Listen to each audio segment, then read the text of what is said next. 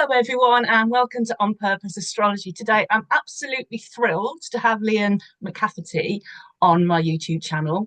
And Lianne, I first met Lianne a couple of years ago at the AA conference, the Astrological Association conference. She was doing a talk on Haumea and she did a fascinating take on it. It was all about the science, the idea of DNA and cloning and fertility. And I was like, oh, that's really exciting. And honestly, Lianne's work with Haumea and the other dwarf planets has really turned me on to using those, and I've been using those in natal charts, in mundane charts as well. So thank you, Lianne. And Lianne's background, she actually has a background in science, in research and development. She was also a professional equestrian. These days, she still is very sporty and is a karate, black belt. Yeah. But now her profession is as full-time astrologer, which is a real benefit to the community. She's a researcher, she's a consultant, a tutor, a lecturer, a speaker, and also an author as well. Many articles, but now a book about Juno. Is this your first book, Lianne? It's the first published book. I have a novel in the sidelines as well, which hopefully will be out this summer. But yeah, it's my first actual published book. So yeah, it's really exciting. It's been an exciting process. And I think once you've been through it once, you just get that momentum to keep doing it again and again. Because it is so rewarding. It is like giving birth almost. The book gestates for months or years even. And then it all comes together and then it'll be born, i.e. published, when it's ready. You can't force it. It's like when you're pregnant, you cannot force the baby to come. So true. Yeah. That is so true. That is so true. And this book is about Juno. Now, as I said, I first got interested very much in your work when you started talking about the trans-Neptunian objects, those dwarf planets that are out there, past Neptune, hanging out with Pluto and even further. Juno is different, isn't it? What is Juno and where does she sort of fit in the solar system pantheon? So Juno is an asteroid, so it's positioned in the asteroid belt between Mars and Jupiter, which I really find quite interesting because Mars is her son and Jupiter is her husband and brother. But we know the gods were incestuous anyway, weren't they? So she's, in a very sort of male-dominated domain, if you like. But yeah, in a very powerful position, without a doubt. And, the asteroids really are quite tiny compared to many of the other planets. I think Juno's only about a tenth the diameter of Mercury, so really quite tiny. But size isn't everything. Okay, absolutely. Tell that to Jupiter. Absolutely, Jupiter's all gas, isn't he? Exactly. It's all bluster. So Juno might be a tiny physical body, but is very, very potent. And the symbology, the mythology, it's really quite powerful. And Juno does manifest quite powerfully in astrology in so many different ways. So what's her orbit? How long does it take her to, on average, get around the sun? It's about 4.5 years. Okay, so about twice the length of Mars. All right, but Juno has an elliptical orbit, so it can vary depending on what stage the orbit's at. So it's not a regular cycle at all. All right. So Juno, when Juno goes retrograde, it can sometimes be for like 10 months, so it's nearly a year. So it's really making a point. I think when planets are retrograde for a long period, they're really making a point. And Juno can retrograde over points in your chart easily 3 times. And Juno returns are wonderful things as well. We all have a Juno return every 4.5 years or so. Sometimes that's a 1-pass return, but sometimes you'll get 3 passes of that return, and that's when it's really significant to experience. Wow. So she's slower, obviously, than Mars, and a lot faster than Jupiter. So even that alone suggests that it's well worth tracking her transits across your chart or the charts of nations and leaders if you're looking into mundane astrology. Sounds like it's a really valuable tool. It is, I've started to look at the moment, she's on my south node. So early Sag. Yeah. And she's going to station on that next week. She's stationing at 1 Sag next week. Yeah. So I'm going to be monitoring that carefully and Yeah. making a few journal notes to see what happens. And my nodes are also in a square with my husband's nodes as well. He's 2 Pisces, he's North Node.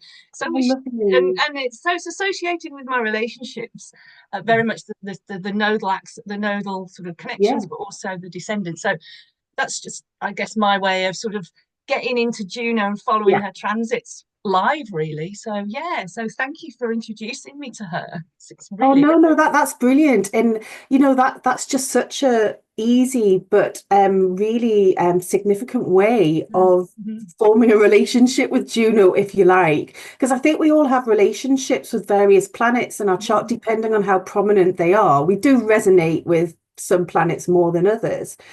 But I think the best thing to do is just track Juno transits and progressions, and other planets triggering Juno in your natal chart, either through directions or progressions, and just follow them and look at those Juno returns. And you made a really important point there, Mandy, that Juno is slower than Mars, but faster than Jupiter. So she's a great kind of intermediary forecasting tool, because you get a slightly sort of bigger perspective than you would with an inner planet, for example.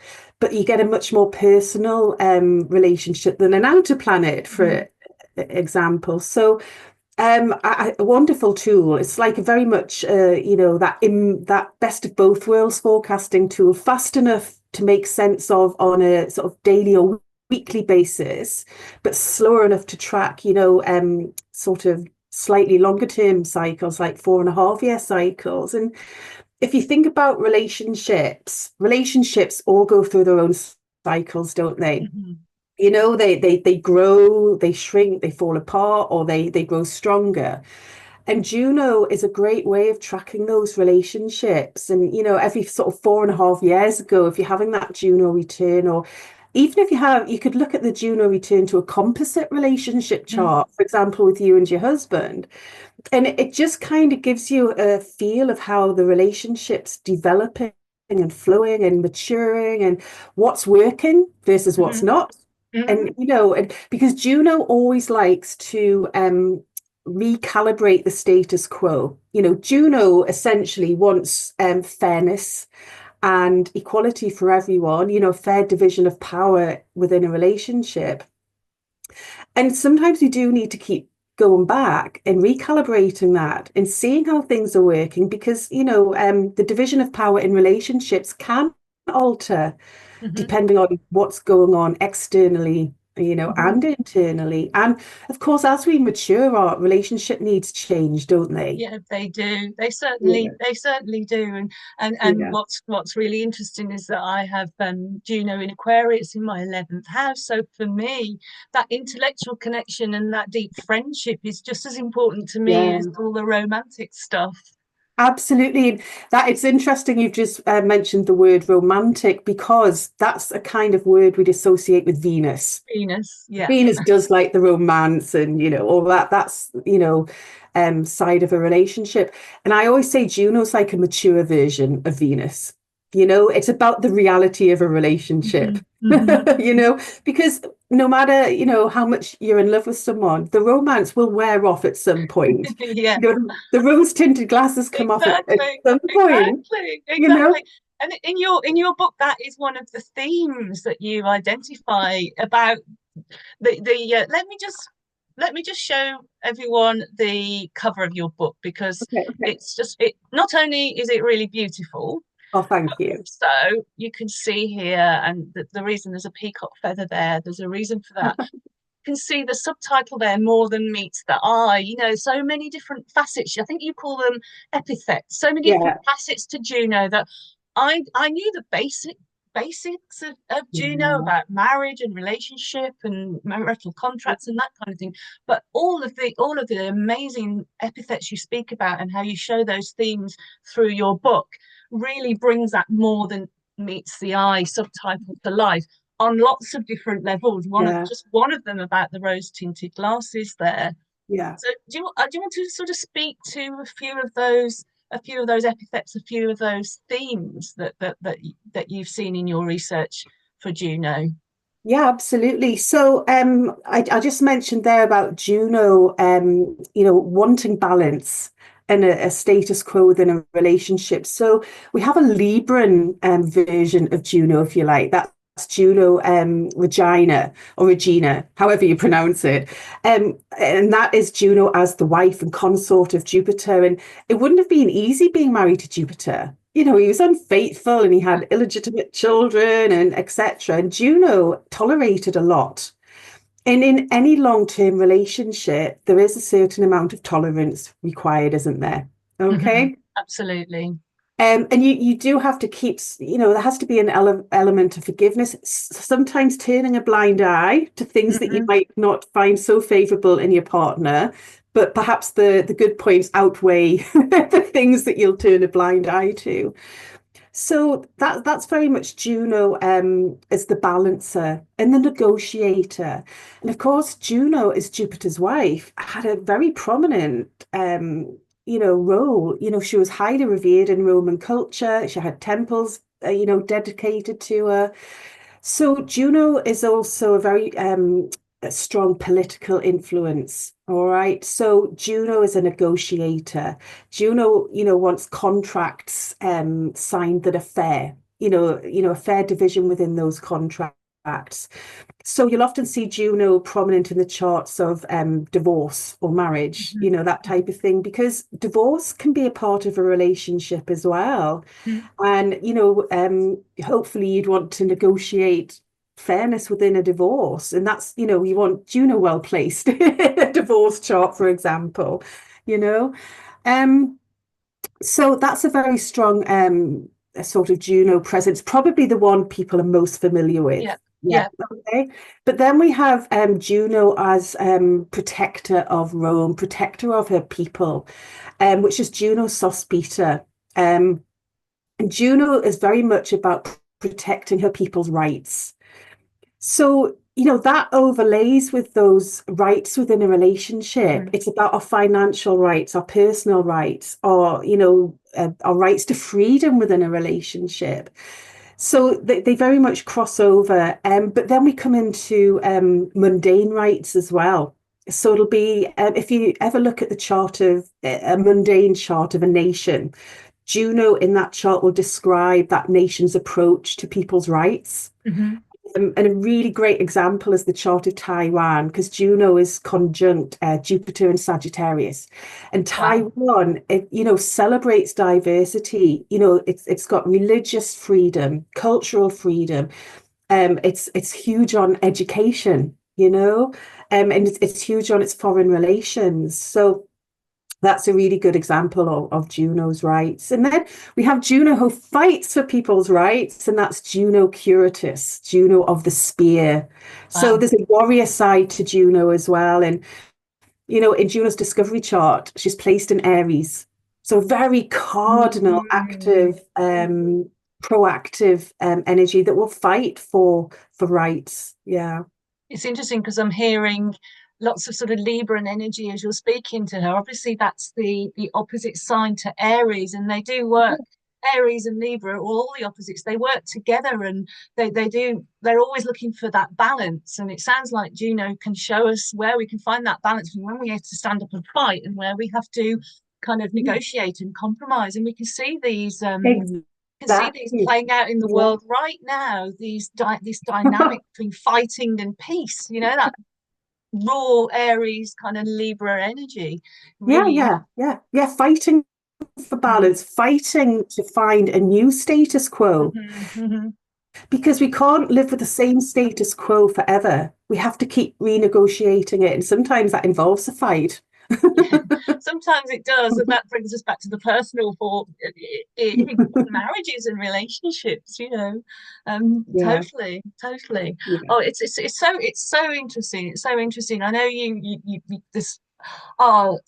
Guys, get the book, because there's so many everything that Lianne's talking about. There's a chart, there's an example, there's a case study to Yeah. exemplify that. And I was particularly struck, there's a longer case study in the book about Madame Pompadour, who was the consort of Louis XV. And she just seemed to live in her life every single epithet that you speak of in the book for Juno. She's just like the ultimate case study, which I thought was just incredible. Yeah. Really kind of brought everything to life. So that there's so much richness in all the examples that you give in your chart, and so much research you must have done. How many millions of charts you must have looked at. I know.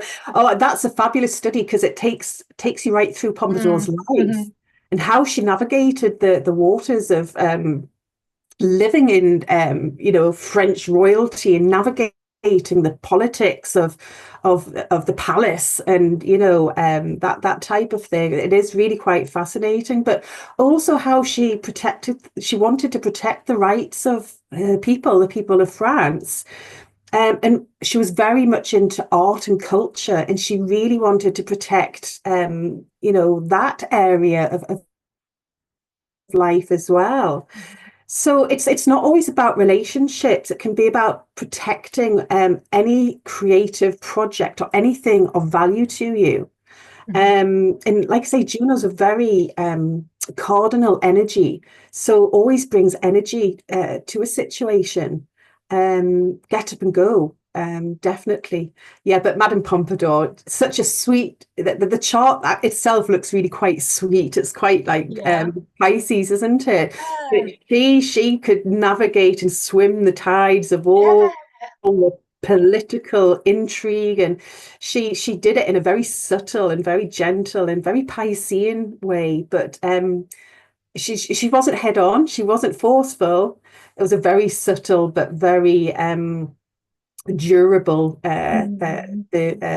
Juno, definitely. Because she wasn't his wife, she was his mistress, wasn't she? And you say in your case study how she offered lots of gifts to actually his wife. He'd kind of almost given up on his wife in terms of making more babies for him. So but as you say in your case study, Juno would be conciliatory towards I guess the wife that had been put to one side by giving her gifts and things like that. I thought that was lovely.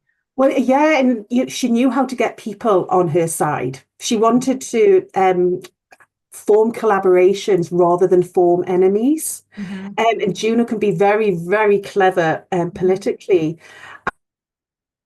And she did it in just such a kind, gentle, and sort of inoffensive way. And it was just, like I say, it wasn't sort of front on. It was just swimming around and navigating the waters, and then just treading carefully and never seeming to come across as threatening or aggressive. And it's incredible. Their relationship continued right until her death. They weren't necessarily in a romantic relationship, but they had a very deep bond, and he trusted her as a point of and as an advisory, as a friend. He trusted her opinion. Very, very, very Juno. And she had it, she obviously had a very strong hold on Louis. They had a very deep bond, and a very deep bond of trust for sure. But again, that compromise, a lot of women, once they weren't his mistress, would have gone off and found a different path in life, but she was so loyal. And that's another theme of Juno, loyalty. Yeah, that strikes me. As I say, it goes back to not just to Pompadour, but to the myth. It strikes me of that well-known phrase that behind every great man is a great woman, and that strikes me that both Juno and her Greek counterpart Hera, but also Madame Pompadour. That is obviously the world's changed now, where women can be great in their own right, but still that theme goes right through, doesn't it? It does, absolutely. And obviously it doesn't need to be a woman. It could be a man and whatever. Exactly. The business partner, behind the CEO lies, another powerful person sort of providing lots of support. And I'm doing a talk in May at a conference on Juno and Ceres this year. supporting Saturn and Neptune as they move into fire. Okay, and the way I've been describing them is, you know, when you have the Oscars, you'll have the best the best lead actor, yeah, but you'll also have the best supporting actors.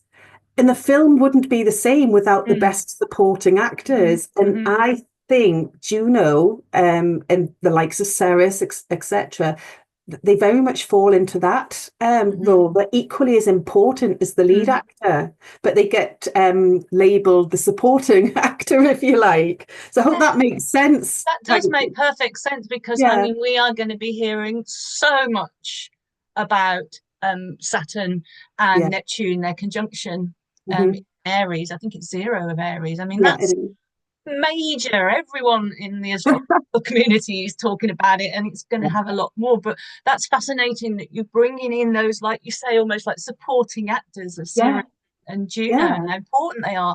And I think this is a really good takeaway for anyone who's listening to everyone who's listening to this, that they should be looking at that as well. You can draw up a chart with, if you haven't got software, you can draw up a chart and put Juno in it, can't you, and Ceres and all the other you know, lesser used objects, for want of a better phrase, on astro.com, can't you? And also on astro.com you can look at ephemeris for them as well. So the resources are there for free for you to go and experiment. Absolutely. Astro.com's brilliant. And it actually probably has more bodies than we would on, for example, solar fire, something like exactly. So you can track everything on there. You know, but we'll go, you know, Saturn and Neptune can't do it by themselves. They need support, you know. So, and that's where, you know, Ceres is going to be moving into Aries at the same time. Juno's in Sagittarius, so more fire. So, you know, it's going to be a year full of fire. That's fantastic. We're moving into the air fire. We're gradually moving to the air from the earth water sort of era, I guess. We're moving into the earth fire, led by the Saturn Jupiter conjunction from 2020 and that first square that's having now. So it actually warms my heart a little bit. It reassures me that we've got some of these strong supporting energies that we can fall back on to sort of look for the more subtle nuances of what's going on. That's really and we're going to need the likes of Juno for all the negotiations that are coming up, because we are, I know it's a phrase that's used quite a lot, we are facing a new world order. We're going to have to navigate our way through and negotiate our way through. And we're going to see lots of political changes. You know, you just have to look what's going on with the US, Trump and Canada. And I was watching overnight the new Canadian Prime Minister absolutely standing up and throwing everything back at Trump. So, you know, well, there's going to be a lot of negotiations without a doubt. And you need specialists to negotiate, don't you? And Juno's a specialist. You do. Definitely need specialists.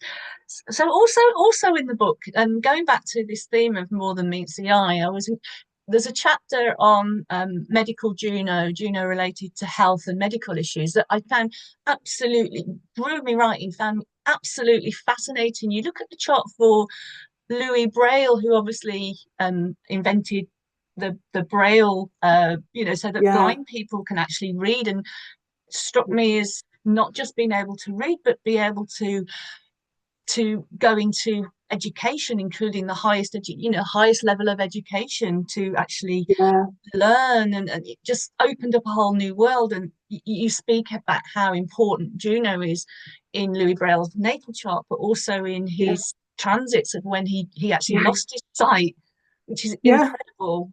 So and then so I looked, so there was Saturn and Neptune in his in his first house, I believe, in a square to Juno. Pisces is in his natal chart, and then Juno and Chiron seem to be quite important when he lost his sight. So Juno is sort of tying into that wounded healer, that idea of helping blind people to literally to literally see. And it excited me so much, it interested me so much that I thought I would look at the chart for guide dogs. I'm a massive dog lover anyway. I thought, Yeah. God, another thing that, so I looked at the chart, and perhaps we could have a look at it, Yeah, please. because it really did tie in with what you'd said about can you see that there? Has that gone? Have I I've shared got that? I've got my book up at the minute. Yeah, your book there. So let me Yeah, see. So there's Louis Braille. And here yeah, is Guide Dogs for the Blind.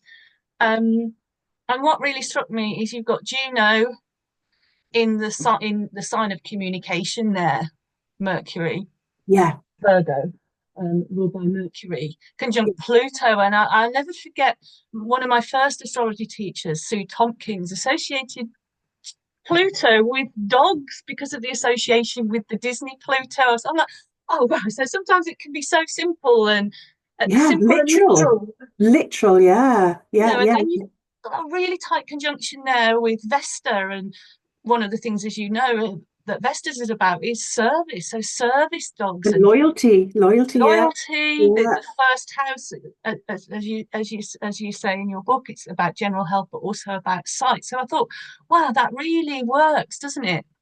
yeah, yeah. I think, is that the chart for when the charity was This is incorporated? this is the chart for Yeah, 8th of November 1962 from the Charities Commission when the yeah. when it was incorporated as a legal entity. Formal chat. Yeah, yeah, yeah. Yeah, and you No, can see, it's yeah, see, absolutely fascinating yeah, isn't it? because well, Mm, Juno's picking up that Uranus Pluto conjunction of the 60s. Obviously, mhm. it was sort of applying at this point. But I just looked at Juno Pluto, and it's in Virgo, and Virgo's a sign of pets and small Yes, animals as well in health. Yeah. And just with you know, the guide dogs have to be perfectly trained, perfectly mm, mhm, controlled. Juno, Pluto, and Virgo, mm. perfectly controlled, a perfectly trained animal. You can't have a guide dog just seeing a cat and diving across the road, can you? Exactly. I mean, their training is such that they are born in a potential guide dog is born into a home, so they're always in that home environment, Yeah, and they're raised in a home, like a person's home. The people volunteer to do this. It's incredible. And then when they are ready to be trained to guide dogs, they basically go to school. I mean, it's so Virgo, Mercury, which is in the yeah, third house. They actually go to school every day, just like just like yeah, a primary, a 4 or 5 year old. They get sent to school every day. They get dropped off by their so-called parent, their fosterer, yeah. picked up at the end of the day, and they go home for their dinner and to go to bed. I just think it just speaks to it quite dramatically. And then, of course, you've got that Mercury in the third house in Scorpio, and it's in a triple conjunction with Neptune and with the Sun. And when I put it against the other chart, which is for the actual formation before it became Yeah. a legal entity as a charity, which is in the 1930s, there's a dual wheel there. Look at that first house. Look at what falls into the first house. I know. That triple conjunction in the 1934 chart is repeated, and it falls in the charity first On house, top of Juno, right on on top top of of Juno. Juno. Yeah, yeah. I was Mm, thinking about that Sun uh Neptune Mercury conjunction that it's in Scorpio, isn't mhm, it? Yeah. mhm, And I just thought that along with the Juno Pluto conjunction, that's to do with the deep bond and the deep level of trust that a blind person would have to put mhm, in to mhm, the dog, and the deep bond that they're bound to form, without a doubt. Yeah, and it's, just the sheer trust and that animal doing its duty and the mhm. loyalty and the connection they must share. No, I thought that was absolutely fascinating. Yeah, Saturn yeah. there in the sixth house as well, in a fixed sign in Aquarius there. And again, it's about that discipline. Uh, and it's about the eyes as well. Aquarius is to do with Yeah, sight as well. Yeah, I yeah, mean, yeah. it's so rich in its symbolism there. And again, I just thought that was really interesting. And so again, I know you're encouraging people. You want people to read your book and then to go out and just Yeah, get into the charts and put Juno in charts and see what happens. But you can also, it's not just serious, it's also, you can have fun with it. I think there's something in your book about about looking at the charts of people who are very famous for wearing glasses, like Anna Wintour, and there's like a first house Saturn sort of Juno thing going on there. So my husband is a glasses wearer, and he literally he can't see a thing. He's pretty much blind without his glasses on. He has to wear glasses all the time. The first thing he does when he gets up is put his glasses on. Had a look at his chart. He's got Taurus ascendant, Juno on the ascendant, conjunct Saturn. Well, why I got into that, because obviously I've done a lot of work on the symbology of the peacock and how Juno sees everything in a relationship. You can't pull the wool over Juno's eyes. She sees everything. And then I started tracking whenever I had an appointment at the opticians, and I was either having a transit from Juno or something was triggering my natal Juno. And I was like, perhaps this literally extends to eyes in a physical sense. And then the more research I started doing, I was just like, yeah, it absolutely does. It's really, really fascinating. And I have got lots of case studies in there. But yeah, I was having a bit of fun with people wearing glasses. And, with people with sight difficulties or who, have to wear glasses throughout their life, there's very, very often a Juno Saturn dynamic in their chart. Not always, but very, very often, which I found fascinating. And then the Juno in Scorpio, the famous people wearing dark glasses as a fashion accessory, but like blacking out, privacy, a very scorpionic, hiding from the world type thing. That's really interesting. It just made me laugh when I saw that. That's so much fun, and it's another way that astrology can just seem so kind of simple and literal. And so what turned you on to Juno? Was there an aha moment, or did it just go into your charts and you just and it came through bit by bit? Or no, I was just I had a spare afternoon and I was just playing, adding different bodies into the chart. We don't really get much time. If you're a full-time astrologer, you don't get a huge amount of time just to sit and play, do you? An experiment, you don't. And I found Juno was really prominent in my own chart. So I just started tracking it. I've kept a diary for the past 10 years, I think. And I just like to track what's going on and relate it to transits, etc. So I started tracking Juno, and then it just went from there. And I just started exploring. And then I started writing a few articles because I found that no one was exploring Juno from a mundane perspective. And I was like, people are missing out here, missing out. And then I did a talk on Juno at the AA conference back in 2021 on Juno and Afghanistan. Okay, and all that's in the book as well. And it was just absolutely incredible, the role Juno played in the Afghan charts. And it was about the rights of the Afghan people, about the rights of the women and how they were subjugated and blocked from education, etc., etc., which is sadly still going on today. So and America's role in that, because America was key in the West's withdrawal from Afghanistan, and the Juno synastry is incredible in that. So again, that just highlighted the fact that Juno is about people's rights in mundane astrology. So whenever we have new bills or laws or anything political introduced that affects us on a personal level or affects our rights, Juno will be prominent and definitely worth exploring, and just adds that extra layer of detail and insight. I mean, it makes so much sense to the point where it feels as if it's essential, really, especially when there's something to do with negotiating, with peace, with finding a balance, we talked about contracts and marriage contracts. What about these contracts between countries, between nations, and treaties and all that kind of thing. Exactly. It feels to me that she's kind of essential, that we're missing something if we don't look at her. I think so, and I'm just thinking of the Ukraine and the US and seeking the peace deal. And I suspect it's not too far off. I don't know how successful or what terms or what compromise might be required. I suspect Yeah, a good deal of compromise. But we've got the solar eclipse at 9 Aries coming at the end of this month. Yeah. Zelensky's Juno sits at 9 Capricorn, so that eclipse is going to square his Juno. So I do wonder if that's a point where we might have the start of a formal sort of peace deal, or whatever deal there might, what form it might take. So I think that could be certainly a turning point with the negotiations around that. But any deal that's going to be settled between the Ukraine and Russia and the US, it's not going to happen overnight.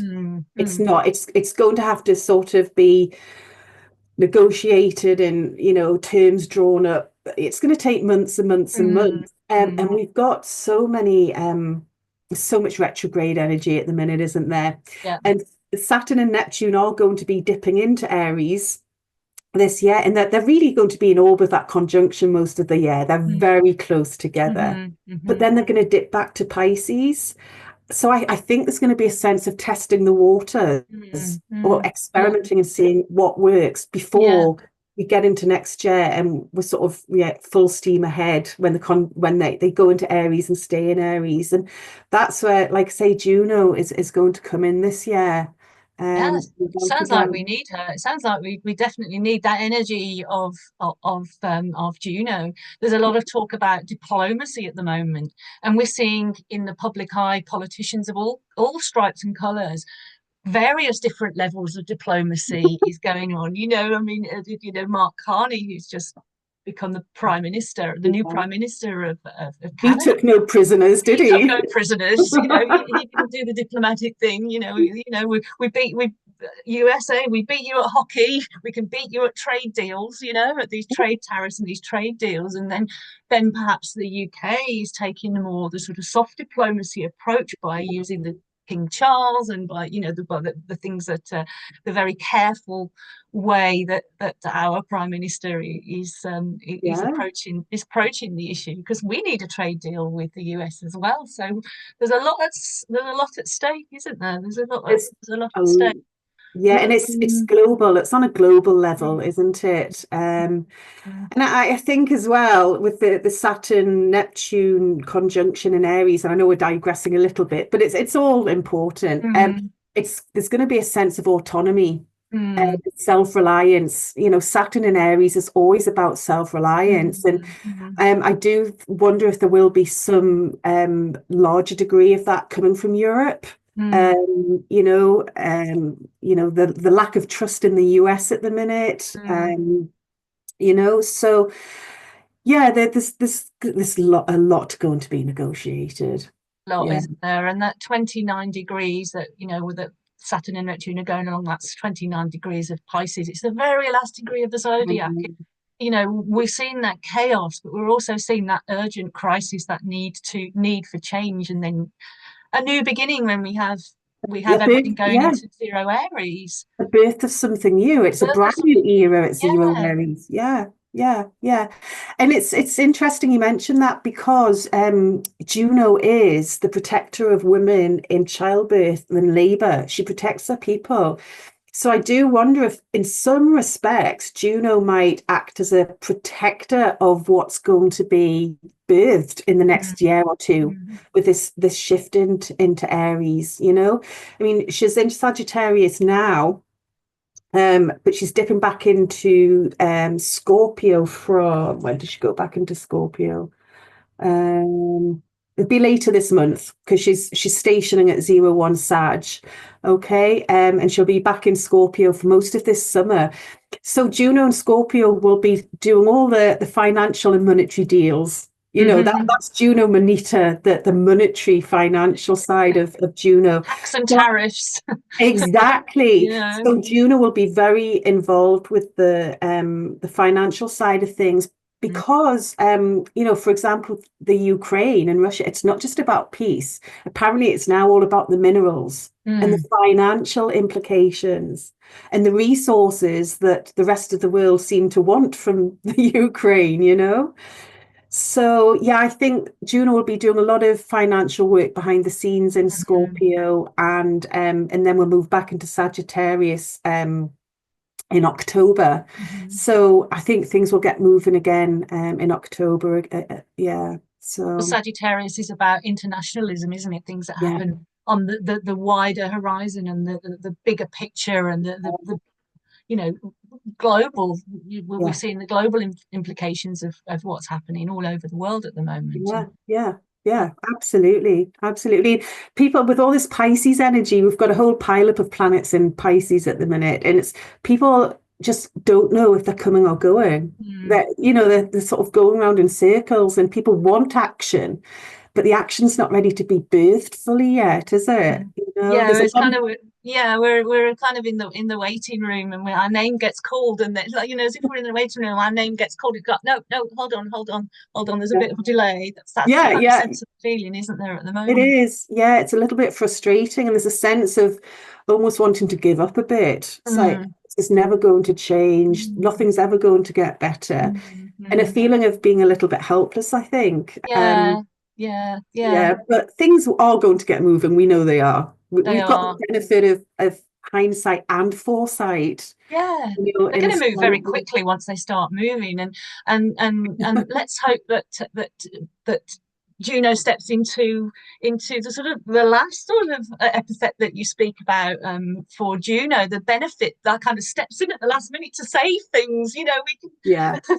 we can hope yeah, for that on the international stage. As you said, she's going to go back into Sagittarius Sagittarius forming a later this fire year. trine. Yeah, Yeah, the yeah. fire trine going on. Mhm. So yeah, yeah, Juno tends to be a benefic energy, for sure in my experience.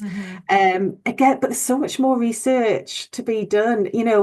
This book it only went to press back in January, and I could already add another 2 or 3 chapters. Mhm. So there might have to be a sequel or a updated edition come out in a year or two.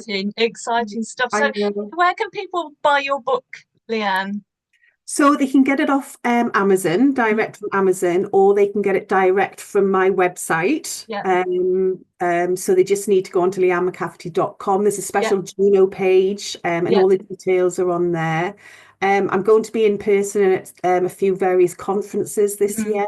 Mhm. So in this country, I'll be at the Mayo conference in London in May, beginning of May, Mhm. and then the AA conference end of August, and that's down at Nottingham. So Mhm. I'll have a stack of books so people can buy them direct. Fabulous, fabulous. Well, I'll put your website and the link to Amazon, and Oh, also if you lovely. can send me the links for the conferences that Yeah, yeah, you're doing, will do. I'll put all those in the description when I post. It's been a fantastic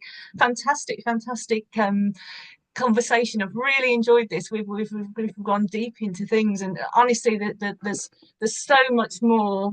It's kind of, it always puts it. I don't know why it goes backwards. You see it back to front, I know can't what you you, on mean. the Yeah, yeah, screen yeah. there? But Yeah, it really yeah. is an amazing book. I just thoroughly enjoyed it. Oh, Read thank it you. cover to cover. You can see how much I've enjoyed it because it's got all reading, so I can reference But you back to know, my favourite bits. there's something for everyone, I think. There is. Some people sort of love synastry in relationships, and Mm-hmm. is absolutely about relationships. Mm-hmm. But if you're into mundane, there's a lot. If you're into medical, or Mm-hmm. if you're into the more spiritual sort of Mm-hmm. benefit, Mm-hmm. divine providence sort of side of things as well.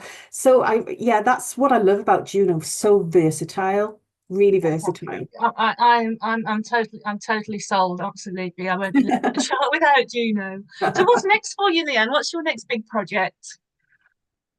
Well, I'm busy preparing for a run of conferences and talks, Hmm. which is great. Hmm. That's kind of normal anyway. Hmm. So I've got my novel, which I finished a year or two ago, but it's kind of just been put away into a cupboard. What's So, the genre? Is it well, it's magical realism, but it's a nice? bit of a thriller as well. And it deals with it's very much about people's rights, actually. Mhm. But I've woven astrological themes throughout it, and but it's sort of mystical, magical stuff as well. But it's dual time, so it's set in current time, and then it's set in 12th century Japan as well. So it's got a really international flavor. Amazing. And you're learning Japanese, I read on your I'm trying biography. to. Yeah, yeah, yeah, yeah. I'm trying. Well, Amazing. obviously, I do karate, which is Hmm. came from Japan, so we Hmm. use quite a few Japanese terms in our regular training anyway. But I just wanted to, start learning a language. So yeah, I keep dipping in and out at the minute because I am so busy. But really, I need to go to Japan. I think that's the best way I to think learn it. that should What to definitely do. be your next big trip. I Oh, think Lianne, so. it's been absolutely amazing to connect with you, and I'm so happy to help you sort of, help you to help people to really, Oh, thank you so really much. get wedded to Juno. Yeah. It's amazing, and you go into all the mythology as well, and why. Yeah. And why there's a peacock feather on Yeah. the book. That's not by accident. There's so much rich dense Oh. material in here, and loads of charts. Incredible. So thank you so much. And Thank I will you. definitely see you at the AA conference, if not before, Fabulous. in early September. So Yeah. fantastic. Thank you, Lianne. Thank you. Take care. Take care. Cheers.